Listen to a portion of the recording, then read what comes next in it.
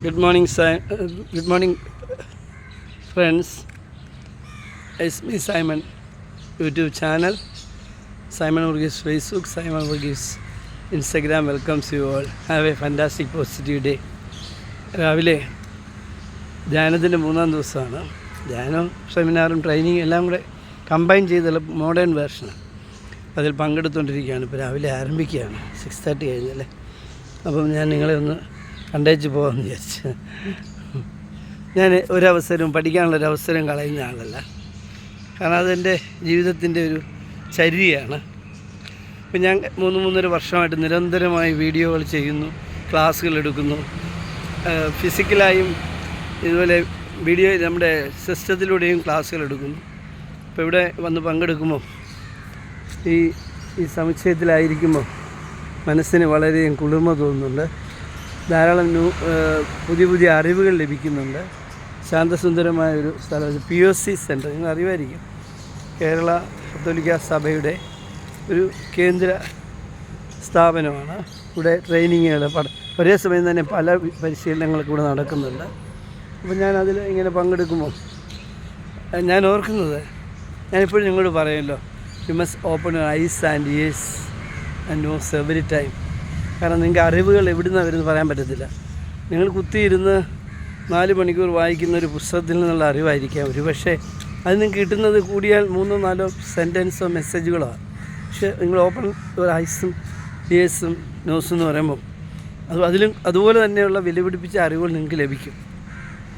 ഞാനിവിടെ വന്നത് ഓരോ സെക്കൻഡിലും ഓരോ ക്ലാസ്സിലും കിട്ടുന്ന പുതിയ കാര്യങ്ങൾ ഇങ്ങനെ ശ്രദ്ധിക്കുക. പക്ഷേ 98% കാര്യങ്ങളും നമുക്കറിയാവുന്നത് തന്നെയാണ്, നമ്മൾ പ്രവർത്തിച്ചുകൊണ്ടിരിക്കുന്നത്, ഉപയോഗിച്ചുകൊണ്ടിരിക്കുന്നത്. പക്ഷേ ഒരു 2%, ഒരു 3% നമുക്ക് അധികമായി ലഭിക്കുന്നുണ്ട്. അതാണ് എൻ്റെ ഒരു ആഗ്രഹവും വിവക്ഷയും. തീർച്ചയായിട്ടും ഈ സെൻറ്ററിൽ ഒരു പരിശീലനമായിട്ട് ബന്ധപ്പെട്ട് വരുമ്പോൾ ഞാൻ അതുതന്നെയാണ് ആഗ്രഹിച്ചത്. നമ്മുടെ ചാനൽ കാണുന്നവർക്ക് മനസ്സിലാകും, ഒരു നിരീക്ഷണവും പഠനവും വളരെയധികം ആവശ്യമാണ് ഒരു ചാനൽ നടത്തിക്കൊണ്ട് പോകാൻ. കാരണം റിപ്പറ്റീഷൻ പാടില്ല, മറ്റൊരാളുടെ കോപ്പി അടിക്കാൻ പാടില്ല, സ്വന്തം ആശയങ്ങളും ആവിഷ്കാരവുമായിരിക്കണം എന്നുള്ള നിയമങ്ങളൊക്കെ ഉണ്ട്. അത് പാലിച്ചാണ് നമ്മൾ ഈ ചാനൽ നടത്തുന്നത്. തീർച്ചയായിട്ടും നമ്മുടെ ഈ വീഡിയോയിലൂടെ നിങ്ങൾ കാണുന്നത് ഇതുപോലെ പരിപാവനമായൊരു അന്തരീക്ഷത്തിൽ നടക്കുന്ന പരിശീലനമാണ്. ആ പരിശീലനം നമ്മളെ എത്രമാത്രം ഉയർത്തുമെന്ന് നിങ്ങൾ മനസ്സിലാക്കിക്കൊള്ളുക. അപ്പോൾ അതാണ് നമ്മൾ ഇതിൻ്റെ നേട്ടമായിട്ട് കരുതുന്നത്. തീർച്ചയായിട്ടും എൻ്റെ സംസാരത്തിലും എൻ്റെ ബോഡി ലാംഗ്വേജിലും ഒക്കെ നിലനിൽക്കുന്ന ആ സ്നേഹവും സൗകുമാര്യതയും കരുണയും എല്ലാം ലഭിച്ചത് ഇത്തരത്തിലുള്ള പരിശീലനവും പഠനത്തിൽ നിന്നുമാണ്. തീർച്ചയായിട്ടും മദർ തെരേസ പറഞ്ഞിട്ടുണ്ട്, വേദനയോടെ മുറിച്ച് കൊടുക്കുമ്പോഴാണ് പങ്കുവെക്കലാകുന്നതെന്നാണ്. നിൻ്റെ സർപ്ലസിൽ നീ കൊടുക്കുന്ന ഒരു പങ്കുവെക്കലായി പലപ്പോഴും ഗണിക്കപ്പെടുന്നില്ല. നമുക്കറിയാം, നമ്മുടെ വൃദ്ധയായ ആ സ്ത്രീ കൊടുത്ത അവിടെ ഭക്ഷണം വെച്ചിരുന്ന ചെമ്പ് നാണയം എടുത്ത് ദൈവത്തിന് കാഴ്ച വെച്ചപ്പോൾ അത് ദൈവം തന്നെ അത് അംഗീകരിച്ചു, അപ്രിഷ്യേറ്റ് ചെയ്തു. കാരണം അവൾക്ക് ഒരു വേദന ഉണ്ടായിക്കൊണ്ടാണ് ആ കോൺട്രിബ്യൂഷൻ നടത്തിയതെന്നുള്ളതാണ്. എന്ന് പറഞ്ഞതുപോലെ നമ്മുടെ ജീവിതത്തിൽ നാം സംശീകരിക്കേണ്ട ചില അറിവുകളുണ്ട്, ബുദ്ധികളുണ്ട്. അത് സമൂഹത്തിന് പകർന്നു കൊടുക്കേണ്ടതാണ്. അപ്പം നമ്മൾ പെയിൻ എടുത്തുകൊണ്ട് തന്നെ വേണം ചെയ്യാൻ.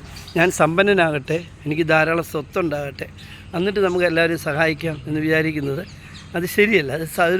അതൊരു കരുണയുടെ മാർഗമല്ല. അപ്പോൾ സമ്പന്നർ മാത്രം ഇങ്ങനെ ചെയ്താൽ മതിയോ? നമ്മൾ സാധാരണക്കാരും ചെയ്യണം. നമ്മുടെ വീട്ടിൽ 2 പേർക്കുള്ള ഊണുണ്ട്, ഭാര്യ എന്നൊരു വിരുന്നിന് ഒരു ഊണ് മിച്ചമാണെങ്കിൽ ആ ഒരു ഊണ് നമുക്ക് ഷെയർ ചെയ്യാവുന്നതാണ്. അതുപോലെ തന്നെ നമുക്ക് ഏതൊരു കാര്യവും നമുക്ക് പങ്കുവെക്കാവുന്നതാണ്. നമ്മൾ പങ്കുവെക്കുമ്പോഴാണ് ജീവിതത്തിൻ്റെ മൂല്യം വർദ്ധിക്കുന്നത്. തീർച്ചയായിട്ടും ഒരു ഇലക്ഷൻ കാലമാണ്. കേരളത്തിൽ ഇലക്ഷൻ നടക്കാൻ പോവുകയാണ്. അപ്പോൾ നിങ്ങൾ വളരെ ബുദ്ധിപൂർവ്വതയോടെ വേണം നമ്മുടെ സ്ഥാനാർത്ഥികളെ തിരഞ്ഞെടുക്കാൻ. ചൊണയും ചൂരും ഊർജ്ജസ്വലതയും നമ്മളെ സഹായിക്കാൻ ഓടിയെത്തുമെന്നുള്ള ഉറപ്പുള്ളവർക്ക് വോട്ട് ചെയ്യാവൂ. ജാതിയോ മതമോ രാഷ്ട്രീയമോ നോക്കി ചെയ്യരുത്. നമുക്ക് പരിശോധിക്കണം, പഠിക്കണം, അവൻ്റെ ക്വാളിറ്റി എന്താണ്, അവൻ്റെ ക്വാളിഫിക്കേഷൻ എന്താണ്, അവൻ നമ്മുടെ സമൂഹത്തിന് ഗുണപ്പെടുന്നവനാണോ, അവന് അഴിമതിയുടെ പഴയ കഥകൾ വല്ലതും ഉണ്ടോ, ഇങ്ങനെയൊക്കെ നോക്കി വേണം ഒരാളെ തിരഞ്ഞെടുക്കാൻ. തീർച്ചയായിട്ടും അവൻ സമൂഹത്തിന് ഒരു മൂല്യവർദ്ധിത ഒരു വ്യക്തിയായി, ഉൽപ്പന്നം എന്ന് പറയാൻ പാടില്ല, വ്യക്തിയായി മാറുമെന്ന് ബോധ്യപ്പെട്ടിട്ട് മാത്രമേ വോട്ട് ചെയ്യാവൂ. സ്നേഹബന്ധമൊക്കെ വേറെ, നമ്മുടെ മതപരമായ ചിന്തകൾ വേറെ, ഇതൊന്നും നമ്മൾ പരിഗണിക്കേണ്ടതില്ല. തീർച്ചയായിട്ടും നല്ലൊരു സംസ്ഥാനം കെട്ടിപ്പടുക്കുവാൻ നല്ല പഞ്ചായത്തുകൾ, നല്ല മുനിസിപ്പാലിറ്റികൾ, നല്ല കോർപ്പറേഷനുകൾ ആവശ്യമാണ്.